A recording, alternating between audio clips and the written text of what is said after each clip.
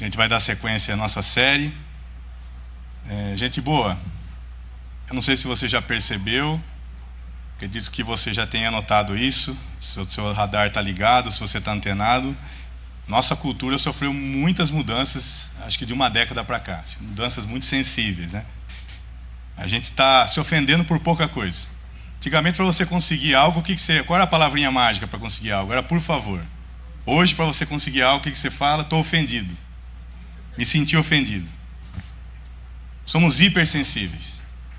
Um sentimentalismo assim, nada saudável. Isso acabou, inevitavelmente, a gente ter alguns problemas com teologia, com as ideias que nós temos sobre Deus, principalmente com a ira dele. Um Deus que se ira não é bem-vindo na nossa cultura. Causa um certo constrangimento, a gente fica cheio de dedos para falar, pisando em ovos. Um Deus que julga, no mundo não me julgue, né? Não cai bem. Um Deus que condena, imagina um Deus que manda pessoas para o inferno. Isso aí temos que se suavizar, isso aí passar um pano, né? Não podemos falar isso. A igreja não ficou de fora, isso não é um problema lá da cultura. A igreja também está correndo atrás, porque senão ela vai ficar com os bancos vazios. Problema sério. Qual foi a solução encontrada? A gente moldou um Deus à nossa imagem e semelhança. A gente apagou o inferno, literalmente apagou o inferno. A gente adestrou Deus. Ó, Deus, você não pode ficar irado, não pode, né? Fica aí na sua, fica tranquilo, como se a gente pudesse domesticar o nosso Deus. E a gente customizou o evangelho. A gente fez alguns recortes, algumas edições, então a gente apresenta o evangelho mais palatável para essa cultura aí. Além da ira, gente, se nós tínhamos um problema com a ira, por que nós tínhamos um problema com a ira? Porque nós tínhamos um problema com a culpa. Então nós resolvemos obedecer o que o Freud diz e não o que a Bíblia diz. Só que a gente acabou eliminando o sintoma a que preço? Ao de ficarmos doentes. Porque a culpa nada mais é que um sintoma que algo não está bem conosco. Mas como ela nos incomoda, nos inquieta, é melhor você viver sem culpa, né? A gente não quer ser visto como pessoas más. Nós queremos ser vistos como vítimas. Também a criação que eu recebia, né? Eu não tive condições. Então a gente sempre fica se vitimizando. E hoje assim essa coisa foi potencializada ao máximo, né? E o problema com isso, se a gente não tem um Deus irado, então a gente se livra da culpa com relação a Ele. Sem culpa não há responsabilização. Se você não tem culpa, você não sente responsabilidade nenhuma. Sem responsabilização não tem arrependimento. E se não tem arrependimento, o que acontece? Estamos perdidos. Porque essa é a condição para você crer no Evangelho e ser alcançado pela graça. Sem arrependimento não tem chance, não tem perdão, não tem salvação. Só que isso aqui é um problema recente. É um problema recente. E é um problema com a gente aqui desse lado do mundo, do Ocidente. Um problema dos ocidentais. Em outras culturas, com outras crenças, cara, eles passam de boa com isso. Em outros tempos nós também passávamos de boa com isso. Se você buscar literatura antiga, se você gosta de investigar a história, ninguém tinha problema com a justiça divina. Isso nunca foi um tabu. O que aconteceu então para a gente chegar onde a gente chegou? Tudo tem um caminho. E talvez a gente não percebeu como a gente chegou aqui. O problema nosso é que nós no Ocidente estamos confortáveis demais, nós prosperamos demais. Nós ficamos de boa na lagoa. Porque em lugares que eles enfrentam o mal e o mal mostra a cara feia mesmo, você vai num país que tem guerra, eles não têm problema com a justiça divina. A justiça divina não é um constrangimento para eles, é um clamor que eles fazem. Por isso que hoje você tem que vir na igreja explicar o que é um salmo imprecatório, porque senão os crentes vão ficar ofendidos. Como assim que eles clamavam para quebrar o dente dos babilônicos? Sem dentista na época. Então a gente precisa recuperar urgentemente a nossa teologia, redescobrir o nosso Deus de acordo com a revelação que Ele fez de si mesmo, se a gente quiser salvar não só a cultura, mas principalmente as nossas igrejas. Por isso que essa série veio aqui esse mês. Como bem disse o pastor Daniel, Deus é amor? É claro que Deus é amor. João diz isso. O resto é comentário. Só que o mesmo João que escreveu que Deus é amor no final da sua carta, lá no começo ele diz que Deus é o quê? É luz. Deus é santo. Deus é o amigo dos pecadores? Jesus recebeu esse apelido. É óbvio que Jesus é amigo dos pecadores. Mas ele também é um fogo consumidor. Essas verdades que parece que se contrastam, né, que entram em choque, elas na verdade são complementares. E hoje a gente vai revisitar uma velha história que vai nos ajudar a equilibrar essa visão de Deus, da bondade e severidade de Deus, como Paulo coloca muito bem em Romanos, capítulos 9 a 11. Partes da Bíblia que a gente não gosta de ler. Então eu quero que você abra em Levítico, capítulo 10, versículos 1 a 20. Levítico, capítulo 10, versos 1 a 20, a gente vai estar lendo na NVT, tá bom? Já vou adiantar para vocês, sem ser spoiler, que o texto é pesado, difícil de entender. Olha o que diz aqui, Levítico capítulo 10, já está sendo exibido aí para vocês, versículos 1 a 20. Nadab e Abiú, filhos de Arão, colocaram brasas em seus incensários e as salpicaram com incenso. Com isso trouxeram um fogo estranho diante do Senhor, diferente do que ele havia ordenado. Por isso fogo saiu da presença do Senhor e os devorou, e eles morreram diante do Senhor. Então Moisés disse a Arão: foi isso que o Senhor declarou: mostrarei minha santidade entre aqueles que se aproximarem de mim, mostrarei minha glória diante de todo o povo. E Arão ficou em silêncio. Moisés chamou Misael e Eusafã, primos de Arão e filhos de Uziel, tio de Arão, e lhes disse: venham cá e levem o corpo de seus parentes da frente do santuário para um lugar fora do acampamento. Eles se aproximaram e os puxaram pelas roupas para fora do acampamento, conforme Moisés havia ordenado. Então Moisés disse a Arão e a seus filhos Eleazar e Itamar: não deixem o cabelo despenteado, nem rasguem suas roupas em sinal de luto. Era um costume, tá? Nós precisamos de rituais para poder lidar com a morte. Acho que na mensagem de luto eu deixei isso claro, né? Se o fizerem, morrerão, e a ira do Senhor ferirá toda a comunidade de Israel. Mas outros israelitas, seus parentes, poderão ficar de luto, porque o Senhor destruiu Nadab e Abiú com fogo. Não saiam da entrada da tenda do encontro, ou morrerão, pois foram ungidos com o óleo da unção do Senhor. Outras traduções e versões dizem: o óleo da unção está sobre vocês. E fizeram conforme Moisés ordenou. Instruções para a conduta sacerdotal. Repare agora o versículo 8. Então o Senhor disse a Arão: você e seus descendentes jamais deverão beber vinho ou qualquer outra bebida fermentada antes de entrar na tenda do encontro. Se o fizerem, morrerão. Essa é uma lei permanente para vocês e deve ser cumprida de geração em geração. Façam distinção entre o que é santo e o que é comum, entre o que é impuro e o que é puro, e ensine aos israelitas todos os decretos que o Senhor lhes deu por meio de Moisés. Moisés disse a Arão e aos filhos que lhe restaram, Eleazar e Itamar: peguem o que sobrar da oferta de cereal depois que uma porção tiver sido apresentada como oferta especial para o Senhor, e comam-na junto do altar. Não deverá conter fermento, pois é santíssima. Comam-na num lugar sagrado, pois foi dada a vocês e a seus descendentes como sua porção das ofertas especiais apresentadas ao Senhor. Foram essas as ordens que recebi. Quanto ao peito e à coxa que foram movidos para o alto como oferta especial, poderão comê-los em qualquer lugar cerimonialmente puro. Essas são as partes que foram dadas a vocês e a seus descendentes como sua porção das ofertas de paz apresentadas pelos israelitas. Movam para o alto o peito e a coxa como oferta especial para o Senhor, junto com a gordura das ofertas especiais. Essas partes pertencerão a vocês e a seus descendentes como direito permanente, conforme o Senhor ordenou. Depois Moisés procurou cuidadosamente pelo bode da oferta pelo pecado. Quando descobriu que tinha sido queimado, ficou furioso com Eleazar e Itamar, os filhos que restaram a Arão, e lhes disse: por que não comeram a oferta pelo pecado no lugar sagrado? É uma oferta santíssima. O Senhor a deu a vocês para remover a culpa da comunidade e fazer expiação por ela. Uma vez que o sangue do animal não foi levado ao lugar santo, vocês tinham a obrigação de comer a carne no lugar sagrado, conforme eu ordenei. Arão respondeu a Moisés: hoje meus filhos apresentaram ao Senhor sua oferta pelo pecado e seu holocausto. E, no entanto, essa tragédia aconteceu comigo. Será que o Senhor teria se agradado se eu tivesse comido a oferta pelo pecado num dia como esse?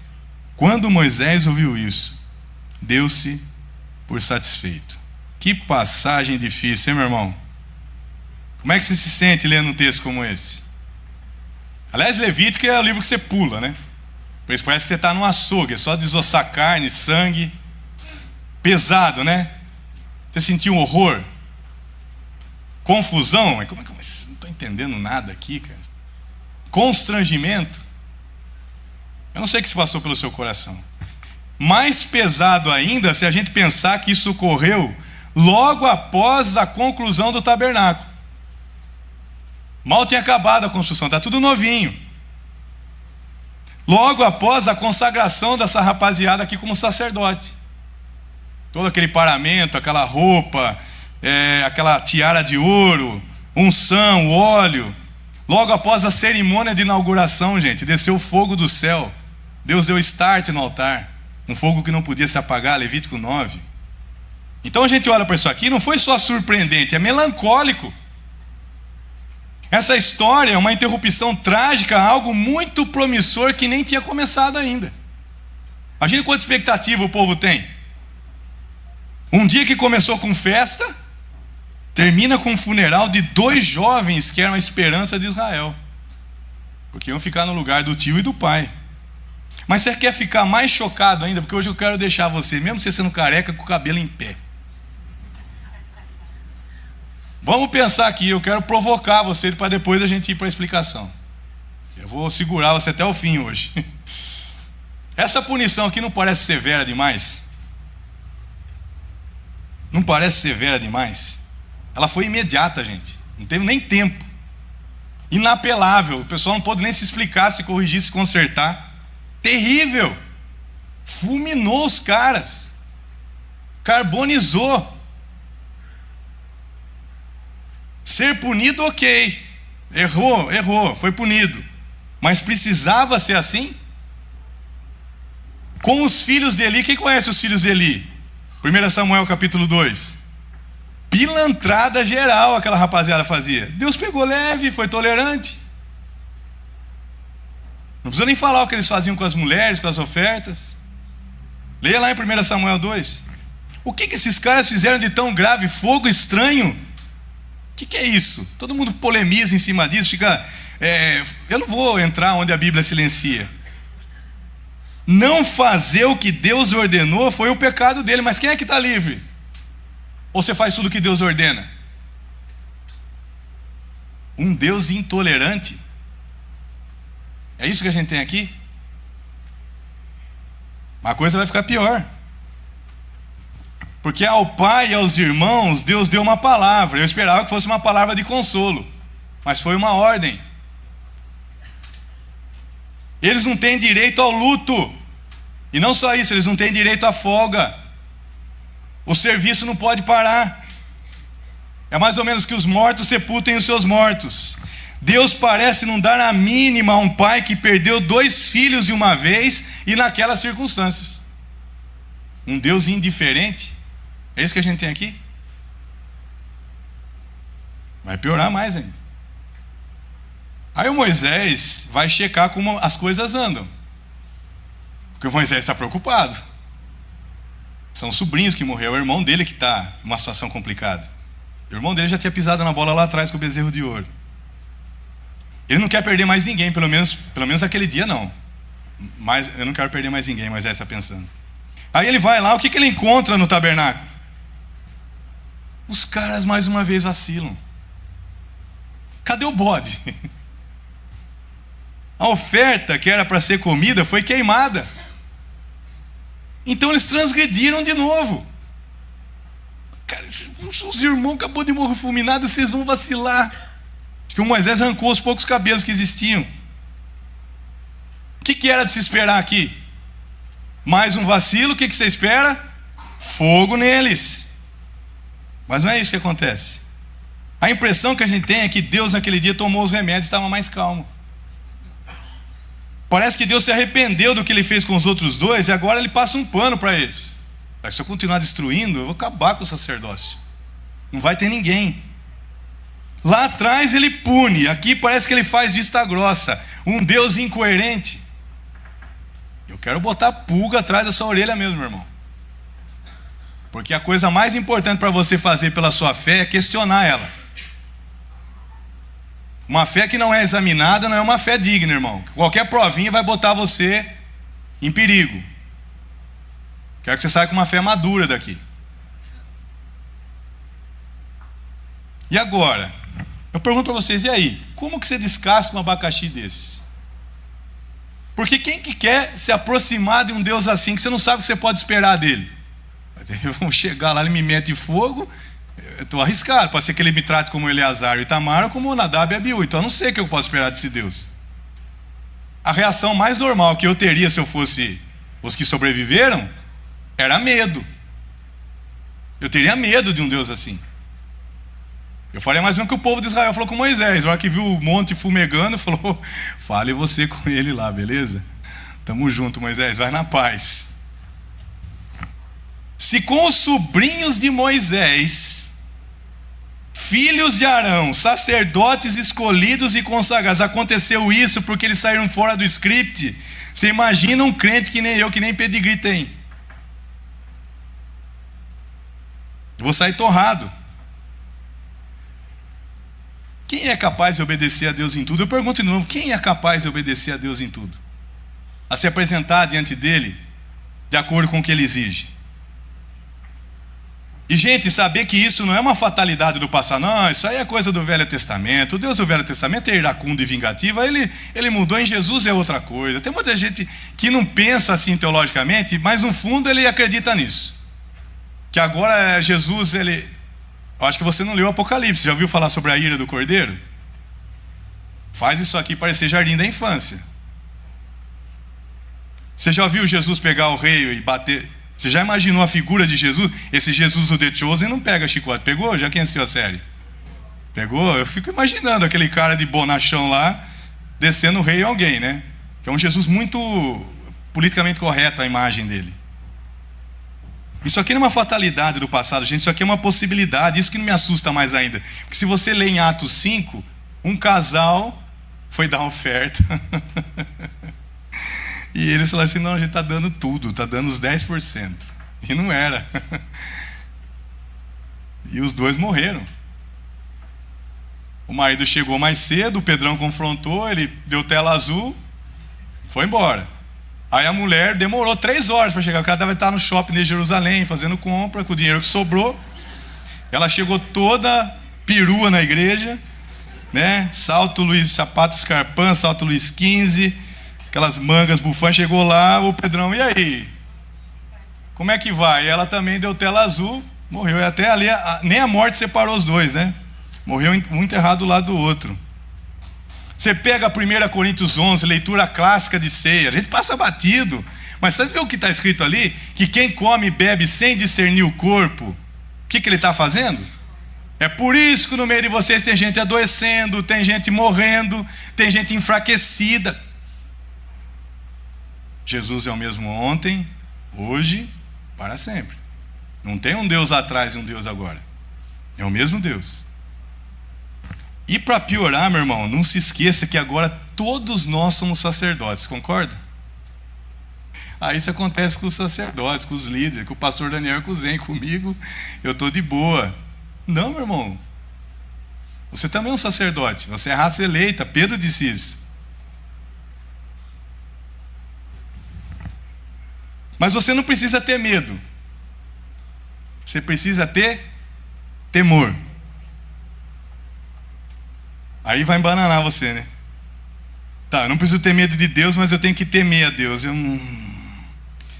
Temer a Deus não é a mesma coisa que ter medo de Deus?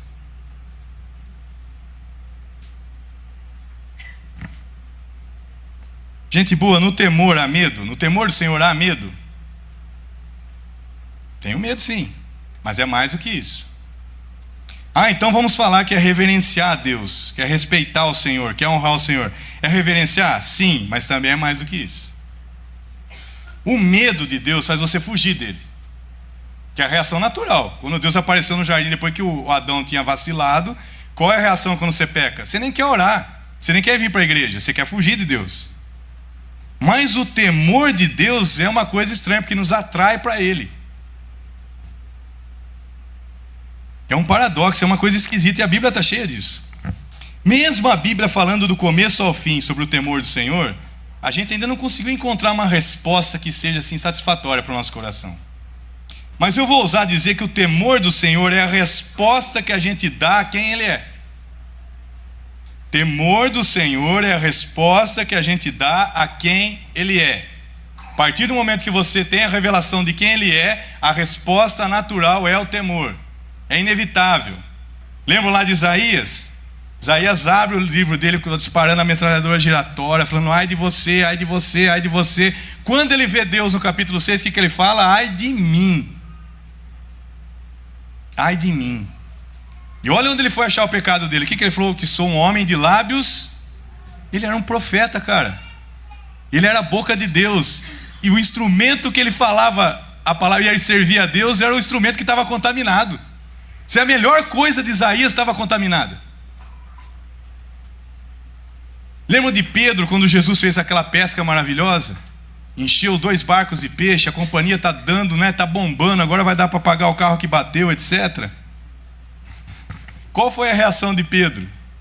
Afasta-te de mim, porque sou um homem pecador. Isso é temor do Senhor. É quando você sabe quem Ele é e ao mesmo tempo você se descobre sendo quem você é, de fato. Então nós precisamos responder com temor a esse Deus quando a gente o serve, quando a gente sofre e quando a gente falha. Guarda isso. Nós precisamos responder a esse Deus com temor quando a gente serve, sofre e falha. Porque é isso que a gente tem no texto. Um serviço a Deus por Nadab e Abiú, um sofrimento dado por Deus a Arão, e depois você tem uma falha dos filhos.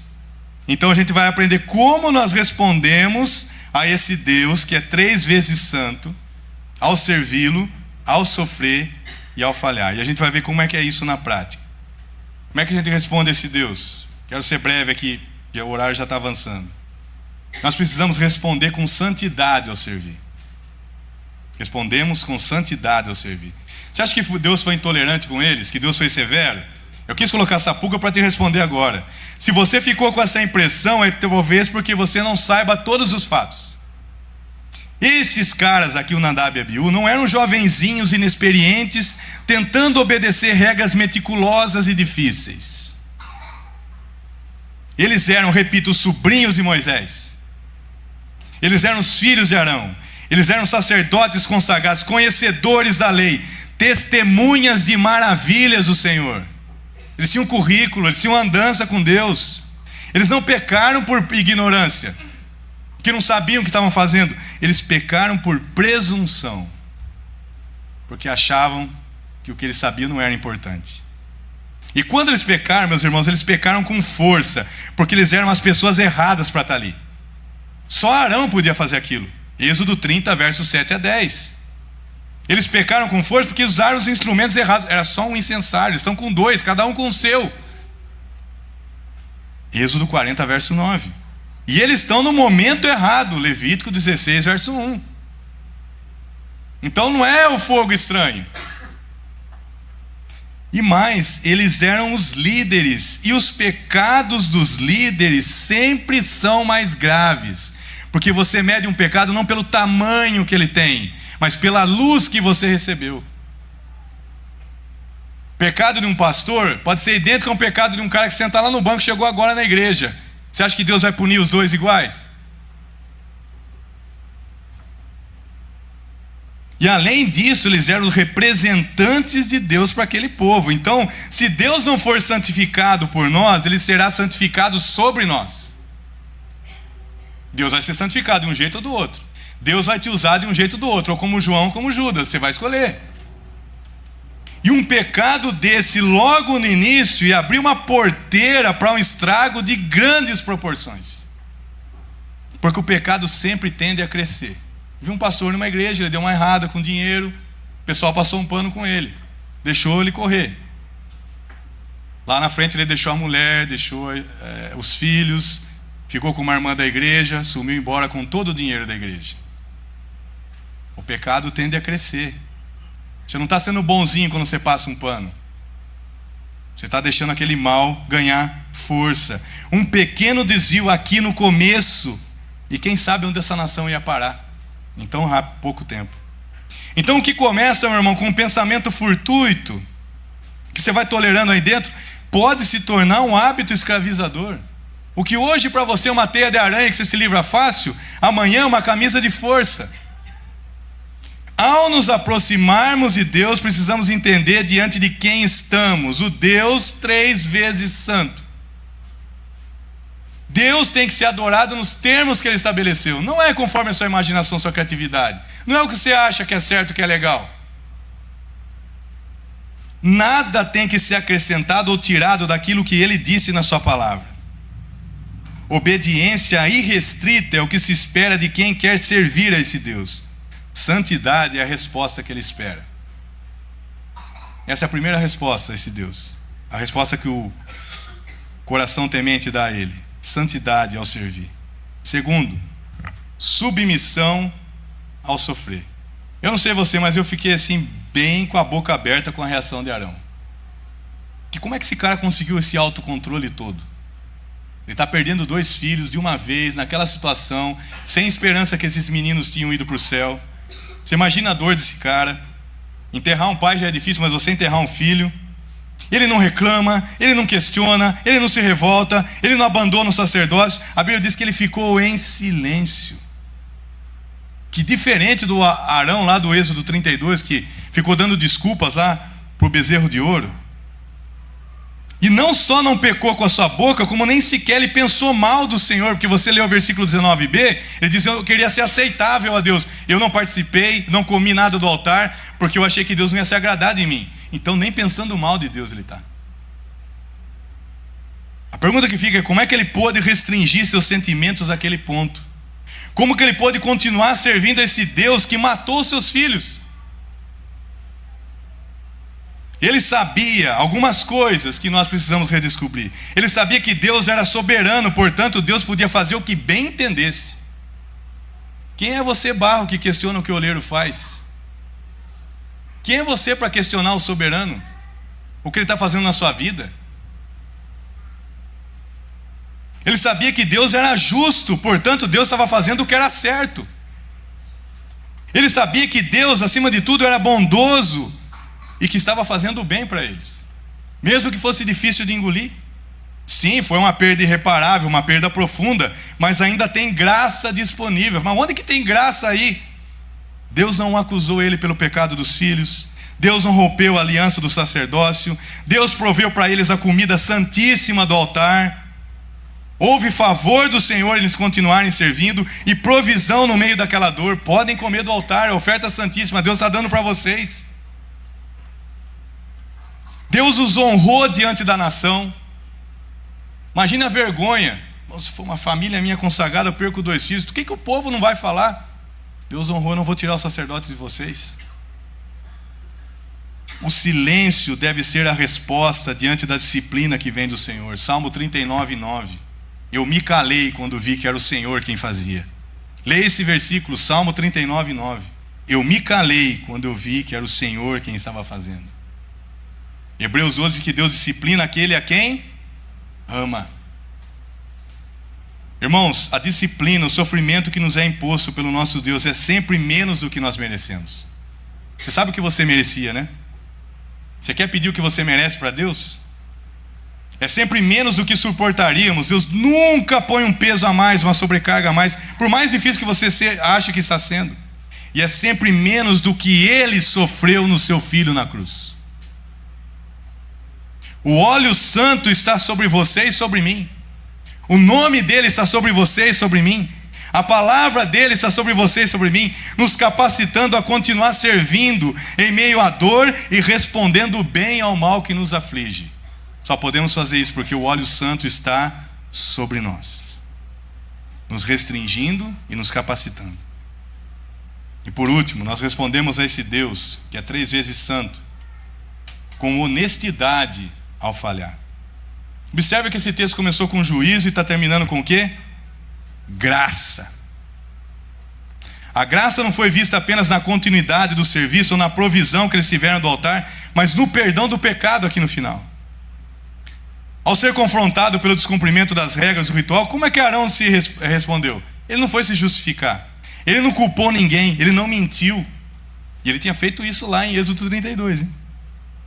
Arão disse o seguinte, que ele temia não ser agradável a Deus por não estar com o coração alinhado, com o coração correto. É isso que ele está dizendo, meu coração não está legal, Moisés. Eu não ia ser aceitável diante de Deus se eu comesse dessa oferta. Eu estou muito mal, cara. Não dava para comer do altar com o coração pesado. Porque Arão sabia uma coisa que a gente precisava redescobrir. Ele sabia que onde o coração não pode acompanhar o rito tem que ser abandonado. Ele pecou tentando acertar. Ele só não queria ser hipócrita, como muitos de nós somos.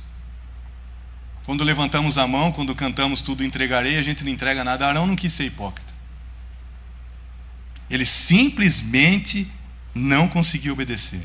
O objetivo de Arão era agradar a Deus. Ele sabia, eu não vou conseguir agradar a Deus do jeito que eu estou. Faltou força para ele cumprir a exigência de Deus. E ao ouvir aquilo, eu acho bonito que Moisés se dá por satisfeito. Moisés se cala. Moisés chegou esbravejando, e quando ouviu a confissão do irmão, ele se calou. Mas eu creio que foi a resposta do Senhor também. O Senhor ficou satisfeito com Arão. Porque tudo que Deus quer da gente é honestidade. A verdade no íntimo. Um coração contrito não será desprezado por Ele. Honestidade é o que o Senhor espera. Gente, Deus é santo demais para tolerar o pecado.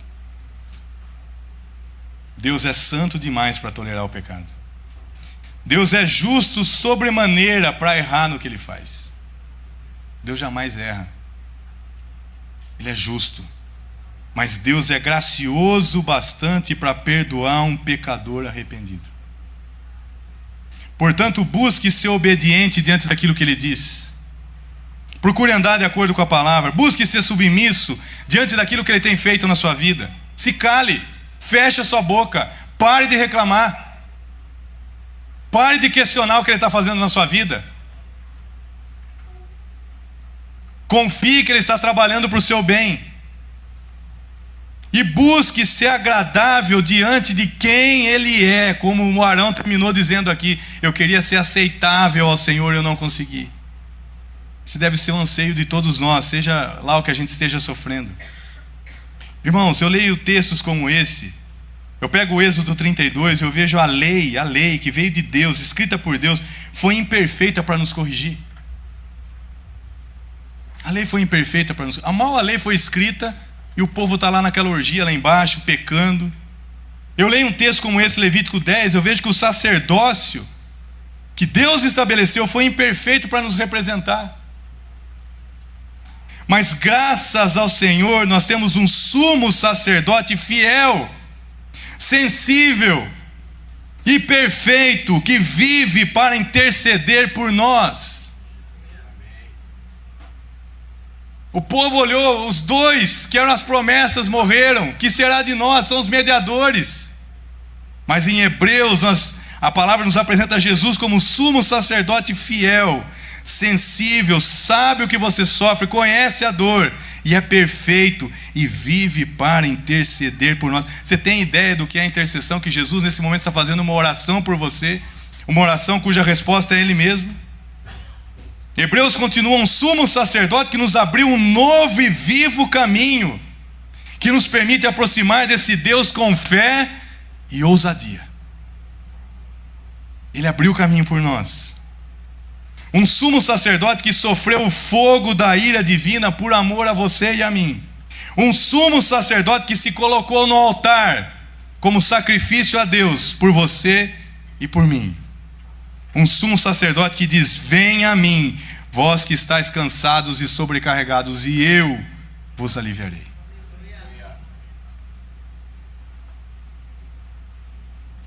Diante desse amor de Deus, a Bíblia diz, lá em João, todo medo tem que ser afugentado. Eu me assombro diante desse Deus que criou todas as coisas. Esse Deus que, se aparecesse para nós, o próprio apóstolo Paulo falou, nós não poderíamos ver Deus porque nós seríamos fulminados. Mas esse Deus que se fez gente para se aproximar de nós, para caminhar conosco, cujo desejo desde o Éden é habitar com o seu povo. Esse Deus que morre em nosso lugar e que abre um caminho para que a gente possa se achegar a Ele, pelo sangue do Senhor Jesus, e poder ter comunhão com Ele, e comer do altar, e obter as coisas que a cruz conquistou para cada um de nós. Eu queria que você, agora, o louvor se dirigisse aqui. Foi uma sugestão da Elaine, é uma música nova. Eu queria que você orasse a letra dessa música. Vamos ter um momento agora, o louvor vai estar cantando baixinho, e você vai estar orando a letra dessa música, falando com Deus, confessando os seus pecados, se arrependendo diante dEle, buscando por forças para poder ser agradável a Ele, porque o que Ele vê é o coração. E você vai fazer essa oração meditando nessa letra, o louvor vai estar cantando, depois eu vou fazer uma oração, e todos nós vamos cantar esse louvor com uma só voz, em nome do Senhor Jesus.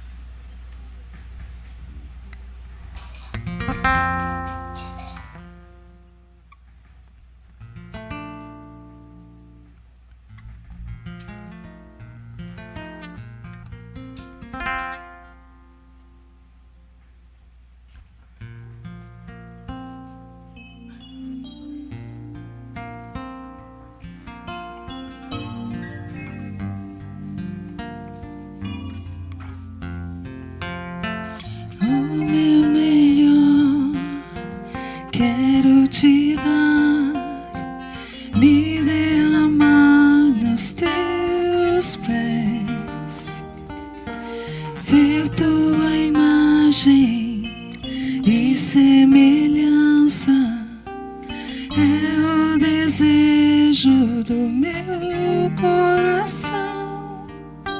Se o meu corpo errar o caminho, meu coração clamará por ti. Abraça-me com tua misericórdia, vem me envolver. Tua face quero ver, quero vestir as roupas da santidade e mergulhar no Santo dos Santos. Tenho sede de Deus, quero conhecer, quero exalar mais de Deus.